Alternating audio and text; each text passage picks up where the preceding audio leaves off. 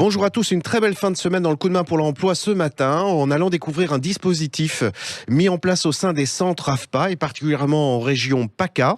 Grâce à l'intervention de la responsable régionale PACA de la promo 16-18 au sein de l'AFPA, Eve Barba-Gelata. Eve Barba-Gelata, bonjour.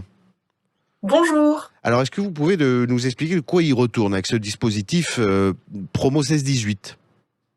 Exactement. Alors, dans le cadre de l'obligation de formation, a été proposé par l'AFPA un dispositif d'accompagnement pouvant aller jusqu'à 4 mois, qui s'adresse à des jeunes entre 16 et 18 ans, qui ne sont plus donc ni au collège, ni au lycée, ni en emploi, ni en formation.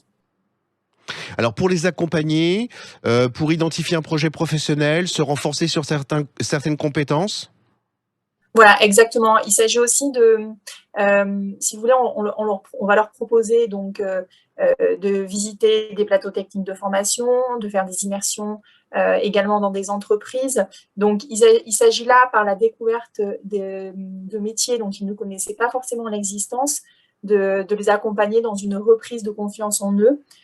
Parce que bien souvent, il y en a certains, ça fait un petit moment qu'ils ont décroché. Donc voilà, on les amène vraiment vers une prise de conscience qui peuvent être autonomes. On les sensibilise sur le code de la route. Tout ça pour les amener aussi à réfléchir à une mobilité et leur ouvrir le champ des possibles.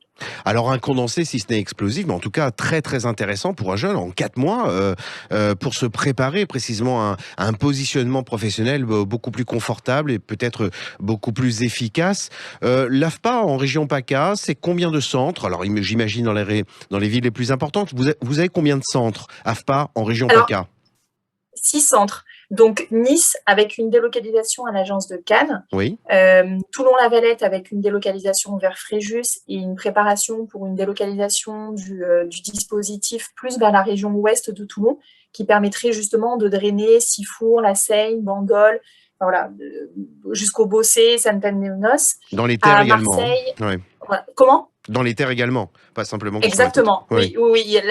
La demande est très forte. Mmh. Et donc là, avec Fréjus, en l'espace d'un mois, on a 15 jeunes qui ont intégré le dispositif, entre Fréjus et Draguignan. Nous mettons en place si vous voulez, on met un moyen de transport justement pour aller chercher les jeunes au plus proche de leur domicile, Mmh. et afin que la mobilité pour se rendre dans la promo 16-18 ne soit pas un frein pour eux. Donc on met tout en place pour sécuriser leur venue dans le cadre de la promo 16-18. Mmh.